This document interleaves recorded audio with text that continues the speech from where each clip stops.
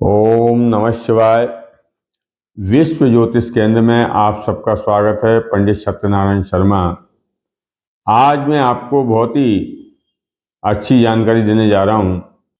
सोमवती अमावस्या जो पड़ती है और सोमवती अमावस्या से एक दिन पहले चौदस पड़ती है, तो हमको सोमवती अमावस्या पे दान पुण्य और विशेषकर पितरों के निमित्त गंगा जी में स्नान करना चाहिए। साल में एक या दो बार पड़ती है सोमवती अमावस्या, कभी कभी साल में नहीं भी पड़ती है। यदि हमारी कुंडली में पितृदोष है या हम पितृदोष को किस प्रकार पहचानेंगे वो भी मैं आपको बताता हूं। जैसे कि संतान का नहीं होना, विवाह नहीं होना, विवाह में बाधा आना और घर में लड़ाई झगड़े क्लेश होना, आपसी मतभेद रहना और विचार मेल नहीं खाना, ऐसे ये पितृदोष के लक्षण हैं। तो यदि ऐसी समस्या है तो बहुत ही सरल और सटीक उपाय है। किसी भी तीर्थ स्थल में, जैसे कि गंगा जी हरिद्वार है, जो भी आपके शहर से या गांव से जो समीप पड़े, वहाँ तीर्थ स्थल में जाकर हमको स्नान करना चाहिए। उसकी मैं पूरी विधि आपको बताऊंगा।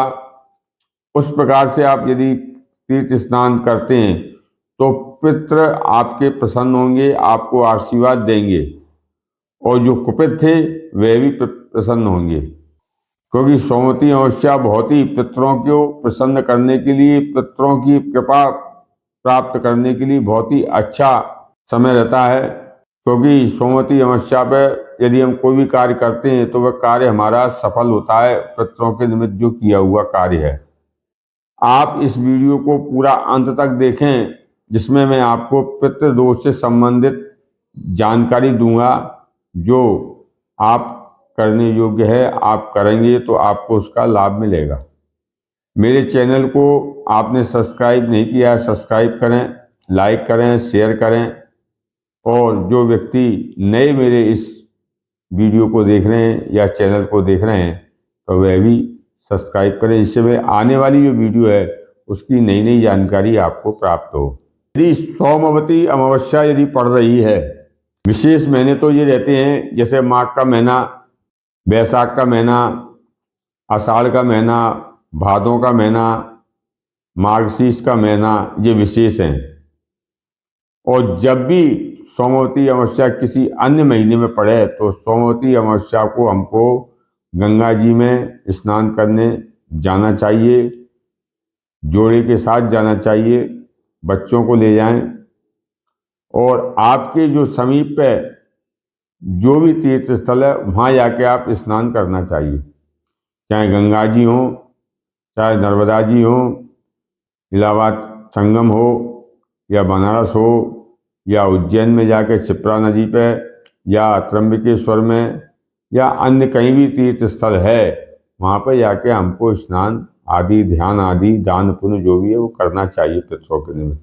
यदि सोमवती अमावस्या पड़ रही है तो इसमें आप जैसे त्रिपिंडी श्राद्ध है, नारायण बलि है, नाग बलि है, या और कोई श्राद्ध है, यदि आप करते हैं तो वह कई गुना आपको फल मिलता है और इससे पितर आपके प्रसन्न होते हैं और आपको आशीर्वाद देते हैं।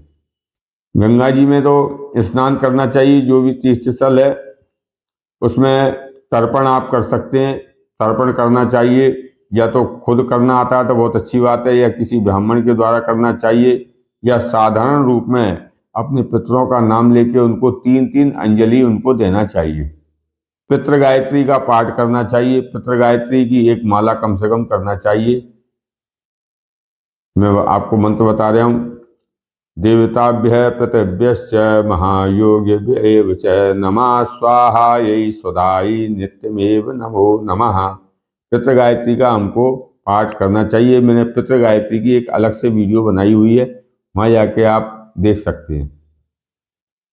सोमवती पे स्नान हमको चौदस और अमावस्या के दिन दोनों दिन करना चाहिए।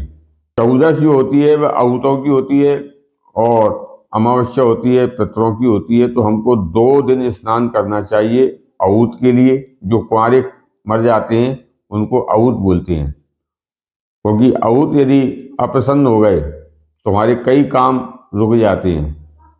14 और अमावस्या के दिन दोनों दिन हमको पीपल पे जल चढ़ाना चाहिए।